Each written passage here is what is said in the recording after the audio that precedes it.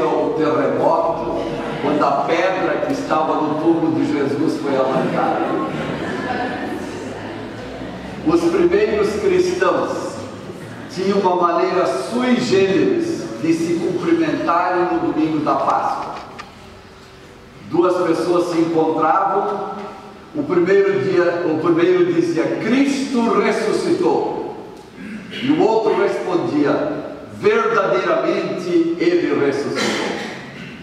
Que neste domingo pascal nós possamos celebrar a ressurreição de Jesus, que nós possamos experimentar os efeitos da ressurreição de Jesus, que nós possamos tomar uma decisão intimamente no nosso coração, que a ressurreição de Jesus vai determinar cada um dos nossos dias futuros. E como é que isto acontece na prática? A crença na ressurreição é simultaneamente a crença de que a morte não tem mais poder. A crença na ressurreição é a disposição de que eu não mais preciso ser determinado pela morte. A crença na ressurreição é o sinal de que eu não mato mais ninguém, porque Jesus vivo está. Nós cremos no ressuscitado e queremos ter este culto matinal, como também o culto vespertino logo mais à noite, para honrarmos e para glorificarmos aquele homem que era verdadeiramente Deus, Cristo Jesus, e que venceu a morte, para que nós igualmente não mais nos determinemos por aquilo que é morte. O nosso encontro, ele é encontro em nome do Deus triuno, do Pai, do Filho e do Espírito Santo. Amém. A palavra bíblica diz: sabemos que Cristo foi ressuscitado e nunca mais morrerá, pois a morte não tem mais poder sobre ele e nem sobre nós. Nós queremos dar continuidade ao nosso culto com as introduções conforme estavam combinadas. Muita gente não sabe, mas um dos símbolos cristãos mais antigos sobre a ressurreição é a borboleta. Tem gente que acha que isso é coisa da nova era, um movimento que iniciou-se algumas décadas atrás de uma maneira muito formal e muito caracteristicamente marcada por querer confundir os valores de Deus. Mas a borboleta, que é um dos símbolos que está no nosso altar, ela é antiguíssima, não querendo nos indicar que um dia nós vamos nos transformar em borboletas. Nada disso. Isso é tolice, isso é invencionice, isso é conto de carochinha.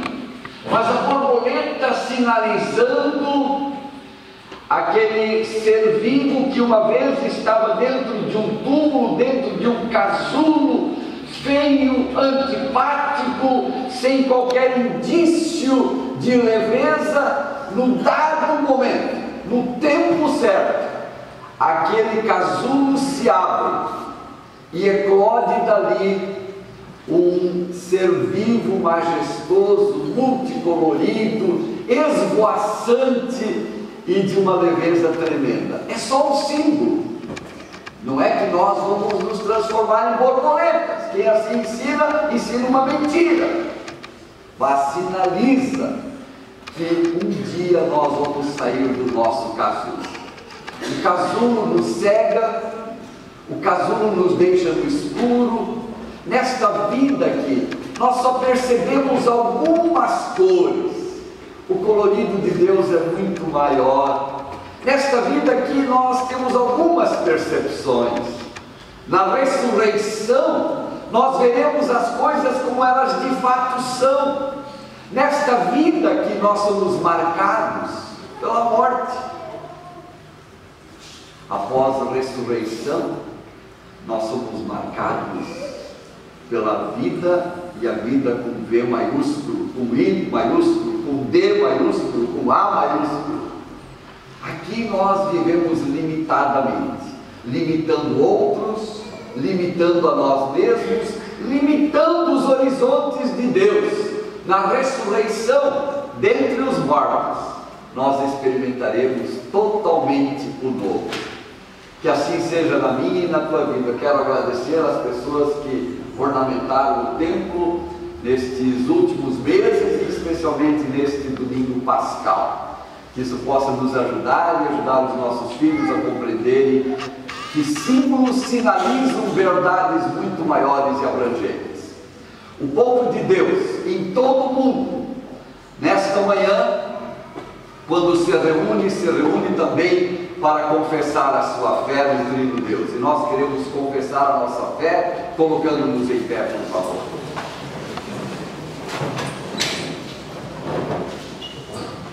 Creio em Deus Pai Todo-Poderoso, Criador do céu e da terra, e em Jesus Cristo, seu Filho unigênito, nosso Senhor, o qual foi concebido pelo Espírito Santo, nasceu da Virgem Maria, padeceu sob o poder de Pôncio Pilatos, foi crucificado, morto e sepultado, desceu ao mundo dos mortos, ressuscitou no terceiro dia, subiu aos céus e está sentado à direita de Deus Pai Todo-Poderoso, de onde virá para julgar os vivos e os mortos. Creio no Espírito Santo, na Santa Igreja Cristã, a comunhão dos santos, na remissão dos pecados, na ressurreição do corpo e na vida eterna. Amém. Nós, nesta manhã, teremos dois batismos. Às vezes a gente troca, né? Eu não vejo aqui os pais do... estão lá nos cultos, tá bom, porque a gente preocupado, vamos vê-lo lá. Nós vamos ouvir uma música especial que nos inspira para este momento batismal. E assim que esta música terminar de ser cantada pelos músicos desta manhã, os pais e padrinhos das duas crianças chegarão aqui no altar, formando um semicírculo diante do altar, com os seus olhos postos na cruz vazia.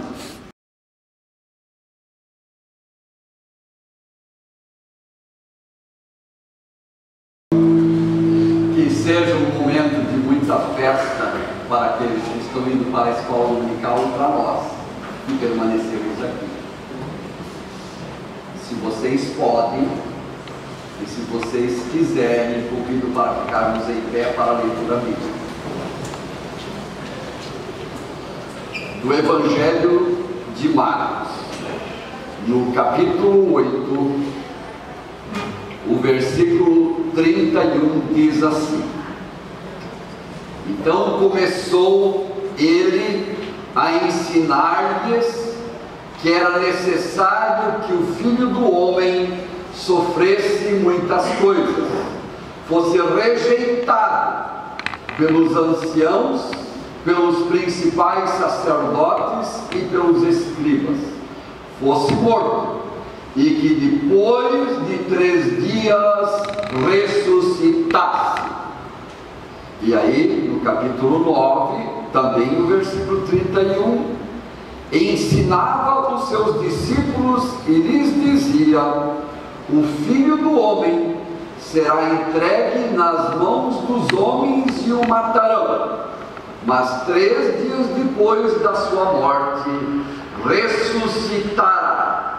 E ainda no capítulo 10, o versículo 34, hão de escarnecê-lo, cuspir nele, açoitá-lo e matá-lo, mas depois de 3 dias ressuscitará. Oremos. Pai, num curto espaço de tempo, Jesus anuncia aos discípulos o que eles não conseguiam compreender, é verdade. Jesus incute na cabeça dos seus discípulos que ele, Jesus, estava diante do Gólgota, diante da morte, mas que a morte não o seguraria, que a morte não o aprisionaria, que ele ressuscitaria, como de fato ressuscitou e vive de eternidade a eternidade. Convença-nos disso, Senhor, no nome de Jesus, o ressurreto. Amém. Queima sentar-se, por favor.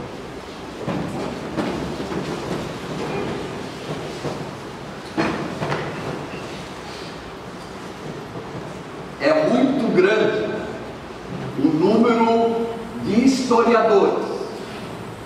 historiadores que se ocupam com o passado distante da história da humanidade. É muito grande o número de doutores, pós-doutores, que cada vez mais anunciam, que cada vez mais falam, que poucos fatos da história da humanidade são tão conclusivos quanto o tema ressurreição de Jesus. Poucas realidades podem ser tão bem comprovadas como a ressurreição de Jesus. É claro que a mídia nem sempre ou raramente se ocupa destes dispositivos científicos que ao longo dos séculos são descobertos e são afirmados, porque não há interesse nisso. O interesse que move o mundo é que nós continuemos amedrontados, e o temor e o medo imobiliza todo tipo de ser humano. O amedrontamento aquieta, paralisa, aprisiona, e assim aqueles que têm um interesse diferente do interesse de Deus não querem falar daquilo que liberta, daquilo que transforma, daquilo que renova, daquilo que traz esperança, daquilo que nos faz voar, daquilo que nos faz cantar e exaltar, independentemente do que nos cerca. A mídia, o que ela, em primeiro lugar, destaca? As mazelas, as desgraças. A mídia, o que ela enfatiza? O que de ruim existe aí. Quanto mais sangue pingar no jornal, quando nós o torcermos, melhor. Quanto mais catastrófica a comunicação feita pelo jornal tal e tal, na televisão XYZ, mais nós nos sentimos integrados e mais nós somos escravizados. Mas os cientistas dizem, e o Will Durant é um dos grandes historiadores do passado, que diz que pouquíssimos fatos são tão comprovados quanto a ressurreição de Jesus. No Alfa, que nós temos 2 vezes por ano aqui na São Mateus, aliás, que vai começar dia 29 de abril, se alguém ainda não participou e quer participar da experiência mais fascinante sobre o cristianismo, inscreva-se com antecedência.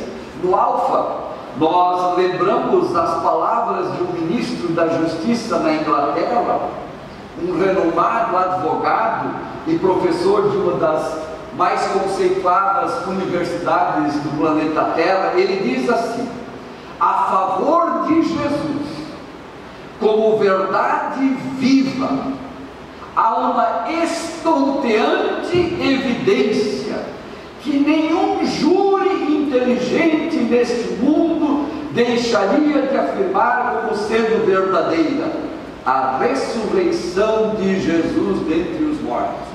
Eu vou ler de novo, não foi um pastor que disse isso, não está em livros teológicos, foi um ministro da Justiça na Inglaterra, renomado advogado e professor catedrático. Eu repito: a favor de Jesus, como verdade viva, há uma estonteante evidência que nenhum júri inteligente neste mundo deixaria de afirmar como sendo verdadeira a ressurreição de Jesus dentre os mortos. Na verdade, os cristãos creem no ressuscitado, não por causa das provas que existem a respeito da ressurreição. As provas são importantes, elas só evidenciam que Jesus fez parte da história, ele era o homem da história, e ele fez história, saindo do túmulo. E por mais que se comprove isto, ou por menos que se comprove isto, não é isto que determina, em última análise, a nossa fé. A nossa fé na ressurreição, ela está firmada na confiança que nós temos nas promessas de Deus, que foi muito bem cantado há pouco. Nas promessas inconfundíveis que Deus nos dá na sua palavra, nas promessas que podem ser sempre de novo checadas, analisadas, examinadas, e com os olhos e o raciocínio, nós não temos outra possibilidade a não ser nos quedarmos e nos ajoelharmos, colocando o nosso rosto em terra e reconhecendo que são estas promessas de Deus que suportam a nossa crença no ressuscitado. E esta crença no ressuscitado produz uma série de frutos práticos, visíveis, existenciais das nossas vidas, sempre de novo. Crer no ressuscitado não é uma declaração formal. Crer no ressuscitado é dizer qual é o meu estilo de vida. Crer no ressuscitado é mostrar que eu estou chorando, que eu estou desmaiando, mas eu tenho um Deus que me socorre, que me acode. Crer no ressuscitado é um jeito de ser, muito mais do que um jeito de raciocinar, logicamente. Tenho que tomar muita água, estou tomando um remédio que me seca por dentro em função de umas dores que me acometeram nos últimos dias. Eu quero compartilhar com vocês, nesta manhã, alguns princípios. Princípios não são palpites, princípios não são ideias, princípios não são sugestões, princípios são verdades que, quando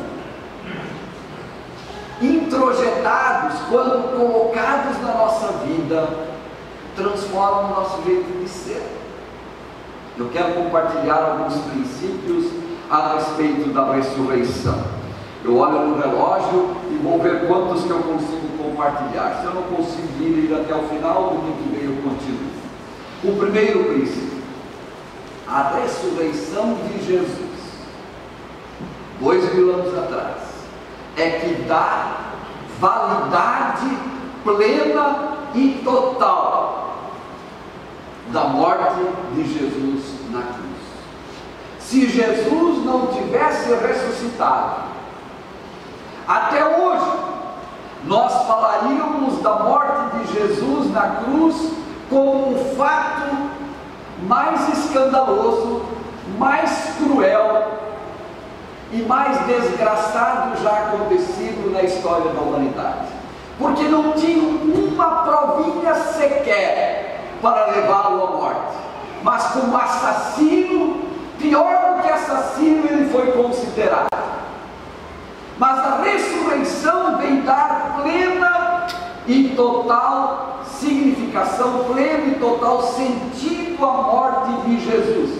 Olha o que diz o apóstolo Paulo em Romanos.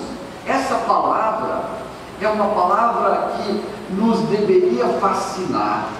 Com respeito a seu filho, o qual, segundo a carne, veio da descendência de Deus, e agora vem o que me interessa, e foi poderosamente demonstrado Filho de Deus conforme o Espírito da Santidade, pela ressurreição dos mortos, a saber, Jesus Cristo, nosso Senhor.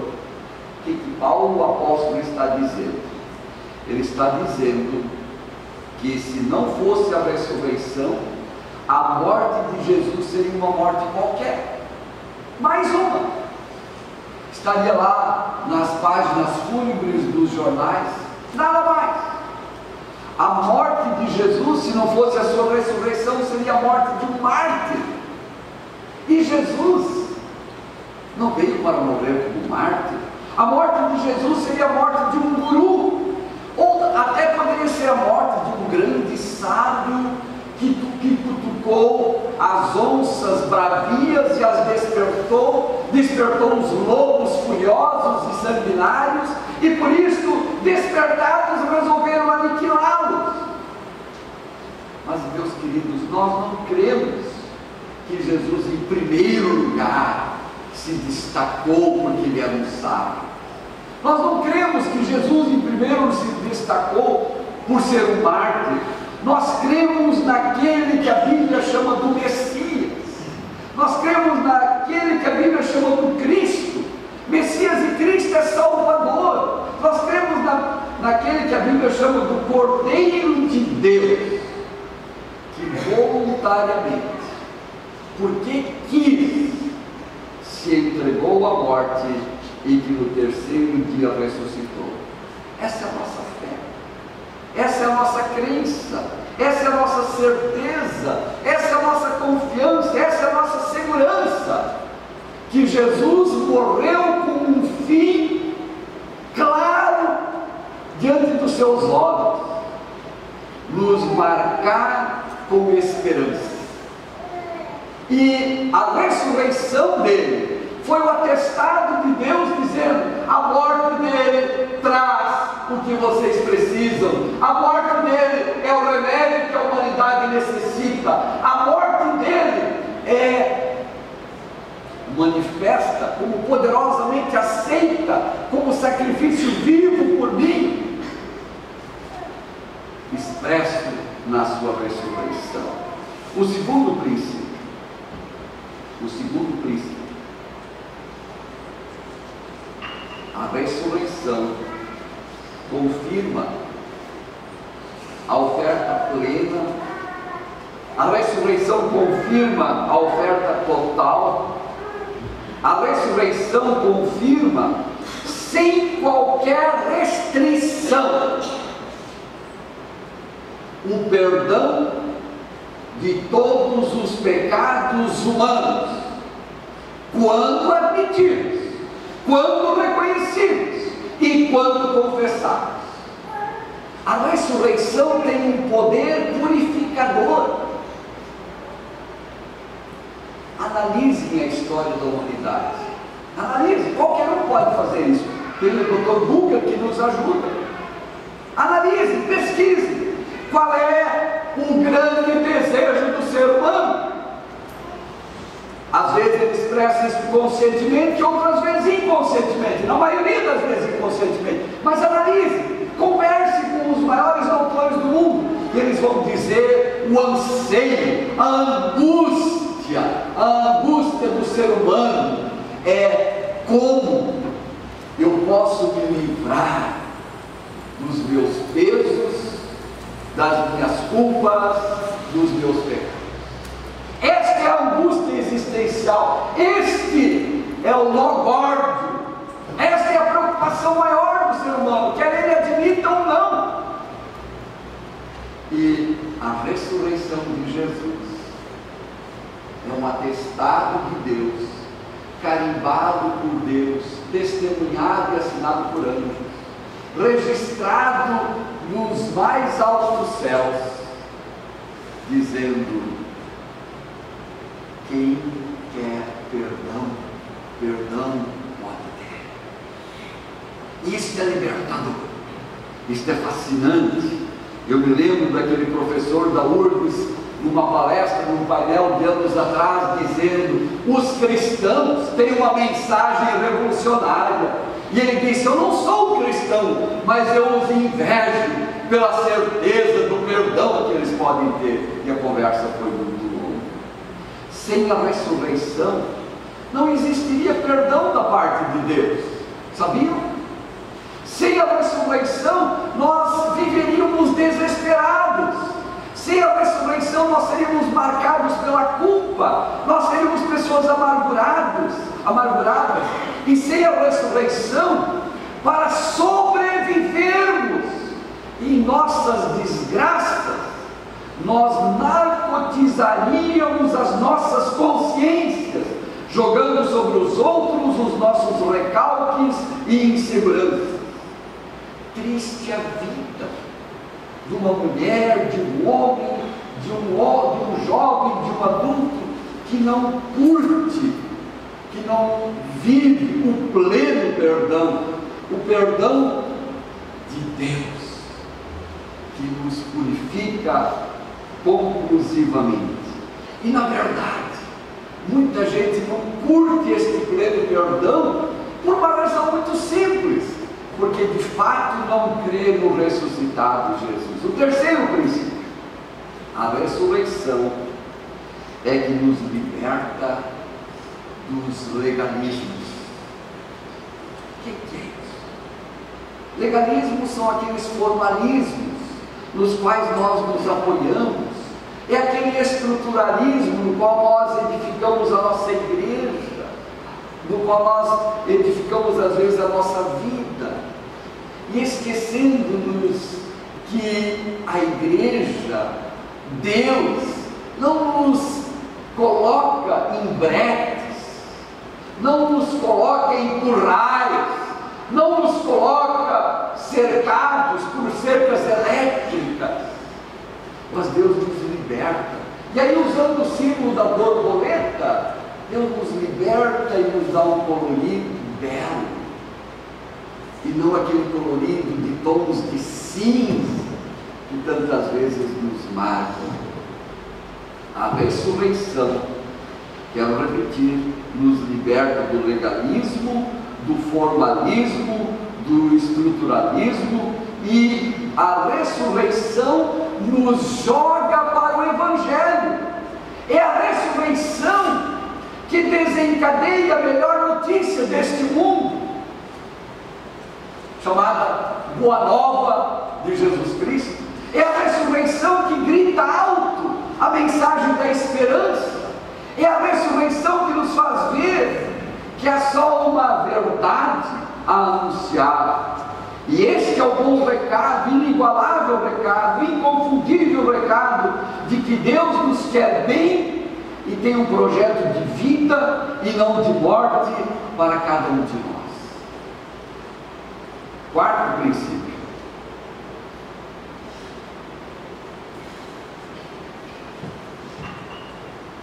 É a ressurreição de Jesus que nos permite ter um relacionamento íntimo com toda a Trindade. Se vocês gostam de romances, deixem-me sugerir um romance muito bonito. Não é um livro doutrinário. Livros doutrinários são importantes. Este romance é um romance, é uma história bonita, enfeitada. É uma história assim, cheia de símbolos. Se chama A Cabana. Não é um livro de verdades doutrinárias, é um livro fantasioso, mas belíssimo. E o que este livro fala? De que ele fala? Ele fala da intimidade que a Trindade, o Deus Pai, Filho e Espírito Santo, tem entre si e é estendida a todos os seres humanos. A possibilidade de sabermos que Deus não é só uma ideia, a possibilidade de sabermos que Jesus não foi só um homem diferente dos demais, a possibilidade de permitirmos que o Espírito Santo, o próprio Deus, resida, mora dentro de nós. Esta Esta é a maior intimidade que alguém pode ter. Ter intimidade com uma pessoa, certamente é um dos grandes milagres que Deus nos permite vivenciar. E como é bom ter intimidade com algumas pessoas. Como é bom ter intimidade com o seu companheiro, com a sua companheira. Como é bom ter intimidade com a filhinha, com o filhinho.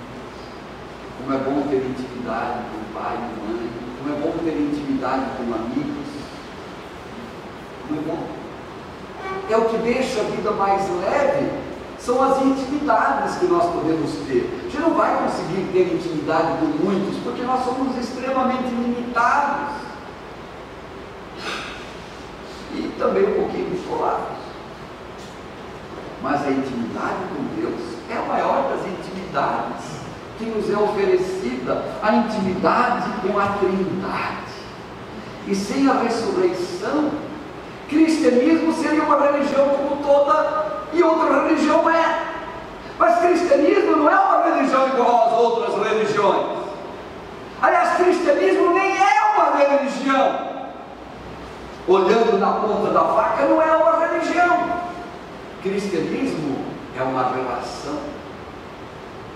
Cristianismo é a celebração de uma intimidade.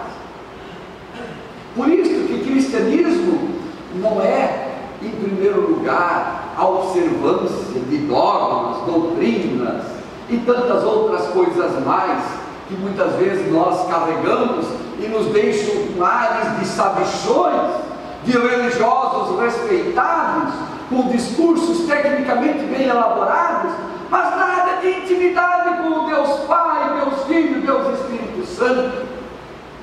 E esta igreja que fala da intimidade com Deus, essa vai sobreviver.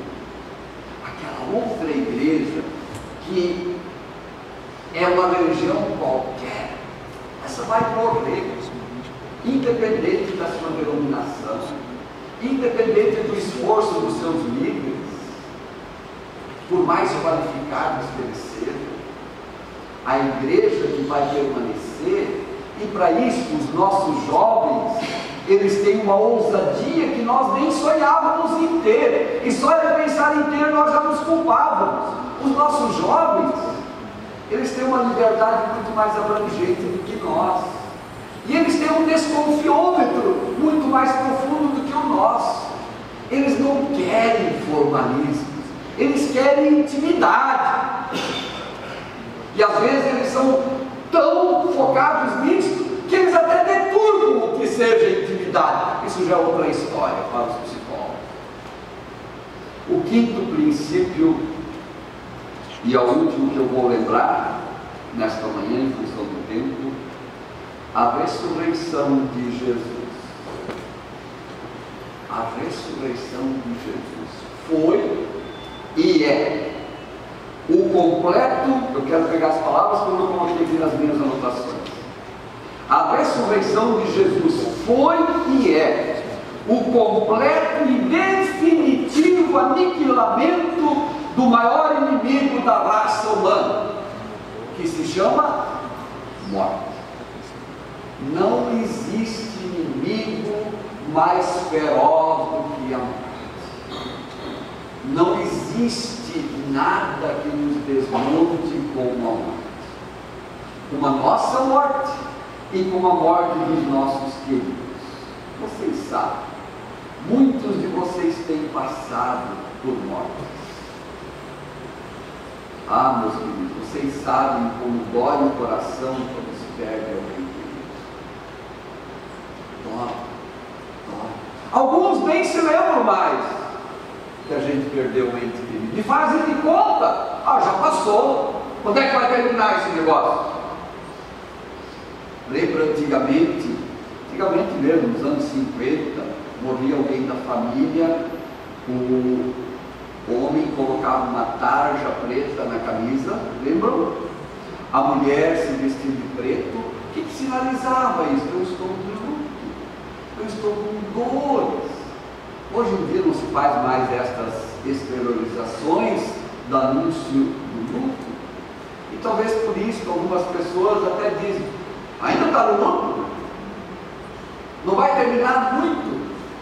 Tem que experimentar na sua carne, talvez para aprender um pouco, mas alguns que dizem assim, nem assim aprende. Como dói quando se perde alguém querido, como dói quando nos despedimos de uma pessoa amada, como ficamos paralisados, como ficamos catatônicos, endurecidos, quase que como uma estátua, nós não conseguimos nos mover quando perdemos uma criancinha, nosso filhinho, nosso netinho. Vocês alguns perderam netinhos, filhinhos. Eu perdi o meu filhinho mais velho, a minha perdi. Como dói, como dói. Não passe pomada naqueles que estão doentes pela perda dos seus pequeninos. Como dói ficar sem pai, sem mãe. Como dói ficar sem o esposo, sem a esposa. Como dói ficar sem aquele amigo, aquela amiga. Como dói, como dói. E no mínimo, se nós não concordamos que dói para nós, e para alguns talvez não doa tanto como para outros, a gente deveria dizer, é o tempo que ele precisa. Mas graças a Deus, graças à ressurreição de Jesus, a morte é inimigo já vencido, pois pela ressurreição de Jesus, uma nova porteira, uma nova possibilidade nos é aberta, e nós cremos nisso. Definitivamente nós cremos nisso. Na sexta-feira à noite,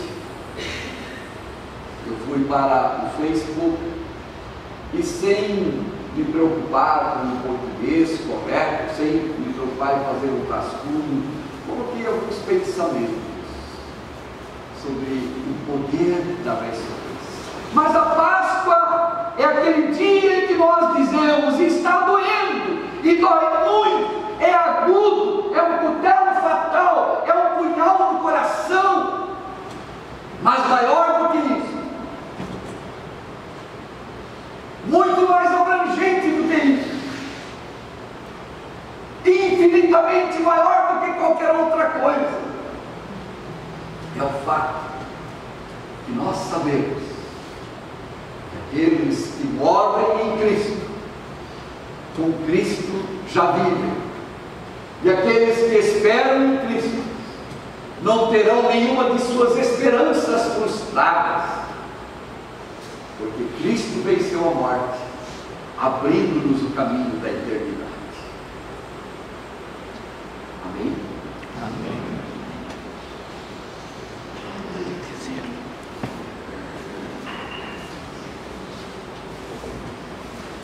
Precisamos orar.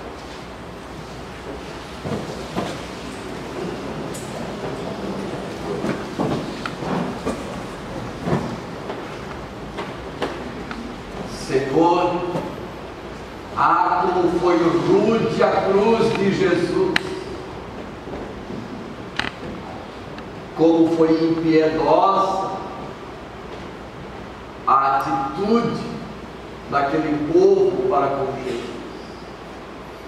Mas, Senhor, como é grande o teu poder, como é magnífico o teu projeto, como é maravilhoso o fato de que tu tiraste o teu filho do túmulo, ele ressuscitou, ele vive de eternidade a eternidade, e porque ele vive, nós também podemos viver aqui na eternidade amanhã.